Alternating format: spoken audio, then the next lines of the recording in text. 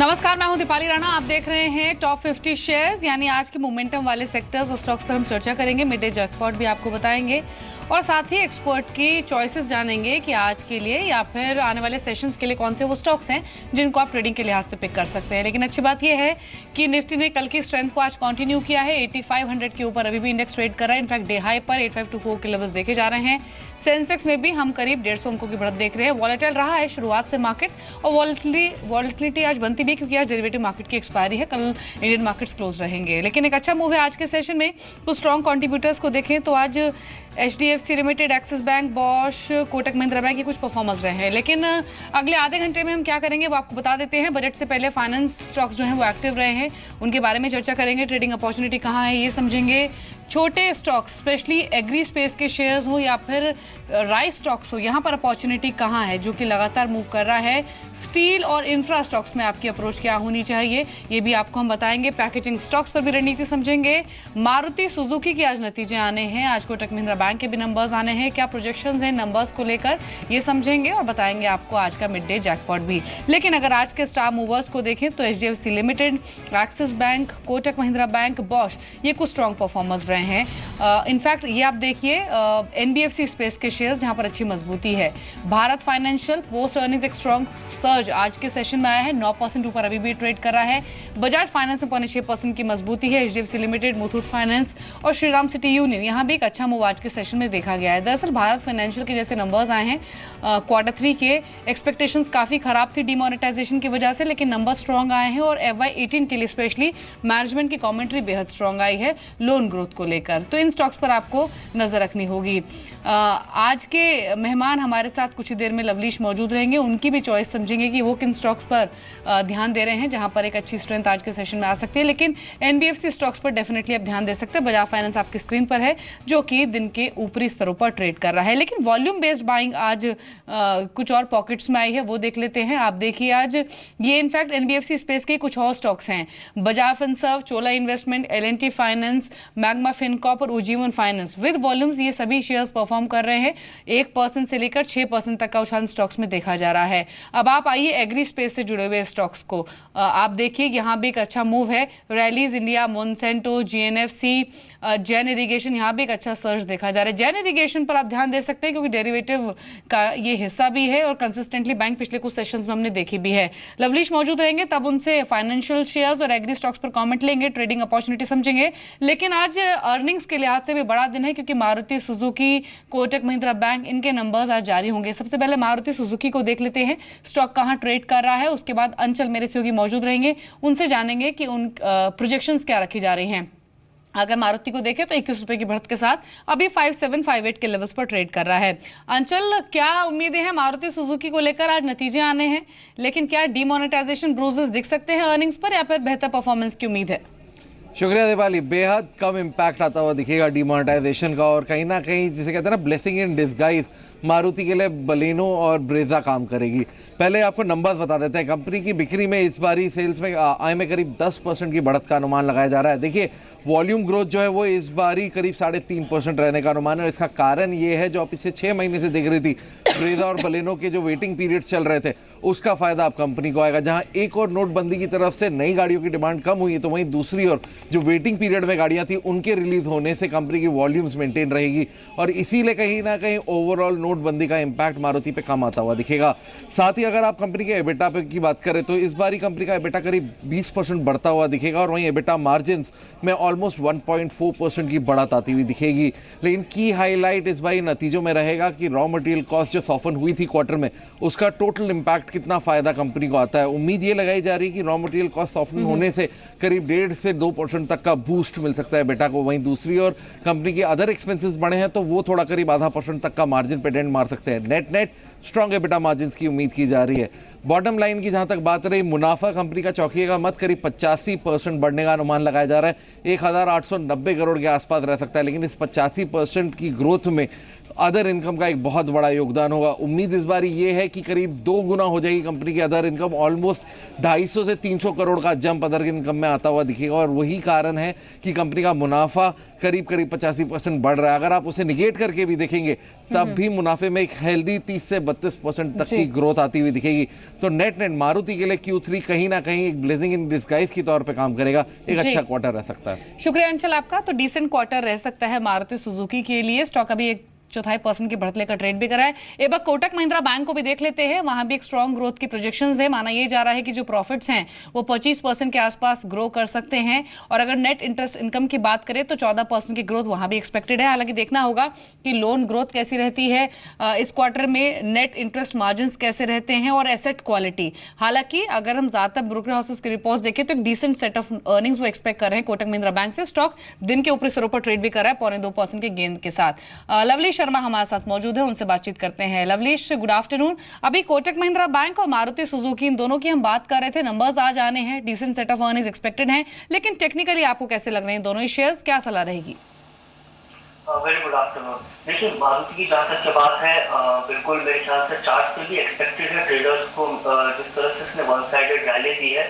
दो मैं एक कॉशन थोड़ा सा दूंगा, क्योंकि 5900, 5950 ऐसे लेवल से जहाँ से हमने एक बार करेक्शन होते हुए देख लिया है। स्टॉक ऑलरेडी 20 से 25% की तेजी के साथ ट्रेड कर रहा है। 5850, 5900 ऐसे लेवल से इसको रीच करता है ऑन अ वीकली बेसिस, तो मैं इसमें एग्रेसिव बाय लूंगा। तब हम एक नेक्स्ट मूव देख सकते हैं इसका 61, 62 तक के। अगर कोई निवेशक बना हुआ है तो उसको क्विक प्रॉफिट की सलाह दूंगा। मेरे ख्याल से 5600 एक पाइवटल सपोर्ट है, उसका स्टॉप लॉस लगाकर बने रह सकते हैं।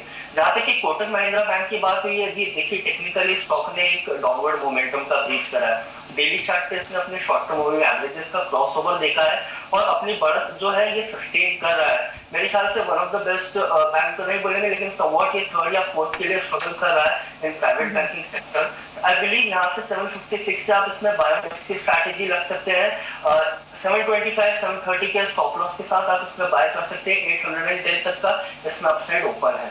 800 तक के टारगेट्स देखे जा सकते हैं, 810 के टारगेट्स कोटक महिंद्रा बैंक में, और मारुति में भी अपनी पोजीशंस को आप होल्ड कर सकते हैं। लेकिन अभी हमने शो की शुरुआत में बात की थी फाइनेंशियल स्टॉक्स की, यानी एनबीएफसी शेयर्स की।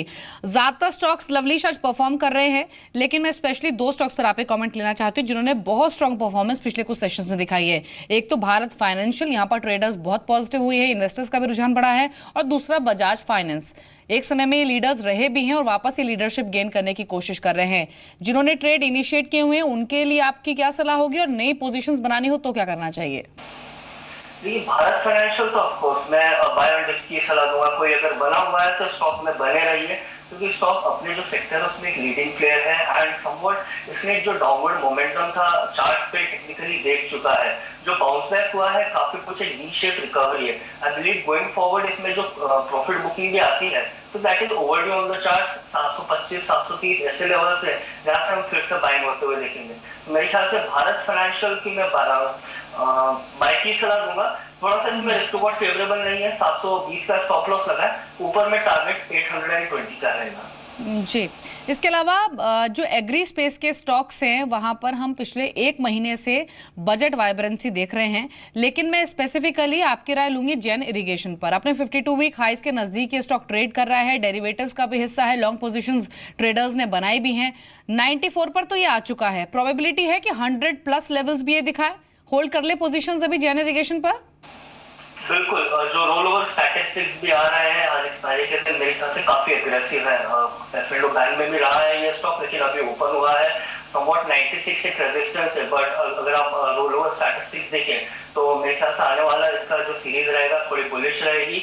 एक 96 पे रेजिस्टेंस है, बट जिस तरह से हमने डेटा देखा है इसको ब्रीच होते हुए शायद 1 से 2 हफ्ते का अगर आप नजरिया रखें और आपका बजट भी अगर आप पर्सपेक्टिव में रखें तो 109 to 110 इसमें अपसाइड पोटेंशियल है स्टॉक में आने वाले 2 से 3 हफ्ते में। जी, चलिए सलाह आपको दी गई है जेन इरिगेशन पर, यहाँ पर पोजीशंस आप होल्ड कर सकते हैं, ऐसा लवलीश मानते हैं। लेकिन अब बात करते हैं कि ऐसे स्टॉक की जहां पर आपको नियर टर्म में फायदा पहुंच सकता है, यानी हमारा special segment mid day jackpot.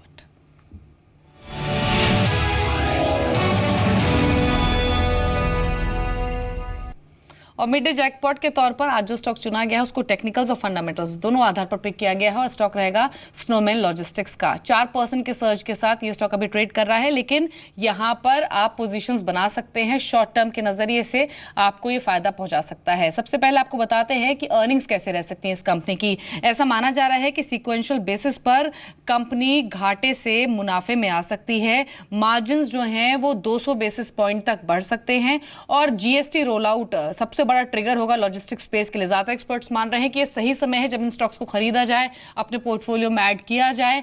1 जुलाई 2017 से जीएसटी रोल आउट की बात हो रही है और इस रोल आउट के बाद सबसे बड़ा बेनिफिशियरी कोई सेगमेंट होगा तो वो होंगे लॉजिस्टिक्स शेयर्स। और ये स्टॉक्स एक अच्छा मूव लेने के बाद अपने हायर लेवल से नीचे भी आ गए हैं, तो वैल्यूएशन वाइज भी बहुत स्टॉक अट्रैक्टिव लग रहा है। 59.40 पर अभी ट्रेड कर रहा है, लेकिन यहां से एक अच्छा गेन आ सकता है। अब अगर हम बात करें टेक्निकल्स की, टेक्निकली भी ये स्टॉक काफी स्ट्रांग लग रहा है। निचले स्तरों से स्टॉक में पुल बैक आने की प्रोबेबिलिटी है। 56-57 इसका एक इंपॉर्टेंट सपोर्ट लेवल है जिसके ऊपर ये स्टॉक आ चुका है और 5 महीने की गिरावट के बाद एक रिवर्सल स्टॉक में दिखना शुरू हुआ है। पिछले 1 घंटे में अगर आप देखेंगे तो विद स्ट्रांग वॉल्यूम्स इस शेयर में बाइंग देखी गई है। पॉसिबिलिटी है कि ये स्टॉक यहां से और मजबूती दिखाए और 3 सत्रों के अगर आप औसत डिलीवरी वॉल्यूम्स देखेंगे तो वो भी 40% के आसपास रहे हैं। तो टेक्निकल सेटअप स्ट्रांग लग रहा है, अर्निंग्स में ग्रोथ आने की पॉसिबिलिटी है, इसीलिए आप स्टॉक को खरीद सकते हैं। देख सकते हैं जो टारगेट आपको बताया जा रहा है वो है 64 का, स्टॉप लॉस आपको 58 के लेवल्स पर मेंटेन करना होगा। लेकिन एक टेक्निकल कमेंट भी ले लेते हैं। लवली, स्नोमैन लॉजिस्टिक्स पोजिशनल नजरिए से आपको कैसा लग रहा है और इंट्राडे के लिए कोई खरीदना चाहे तो क्या टारगेट्स हो सकते हैं? देखिए स्टॉक काफी बुलिश है। मैं टेक्निकली पर्सपेक्टिव देखूं तो ईयर टू डेट थोड़ा सा नेगेटिव रिटर्न है। हाँ, शॉर्ट टर्म में हमें बाउंस बैक देख रहे हैं। समवॉट मंथ में इसने 13 से 14% का रिटर्न ऑलरेडी दे दिया है। तो ये कहीं ना कहीं दर्शा रहा है कि साल का जो रिवर्सल है 52 वीक्स का वो कहीं ना कहीं स्टॉक में आ रहा है।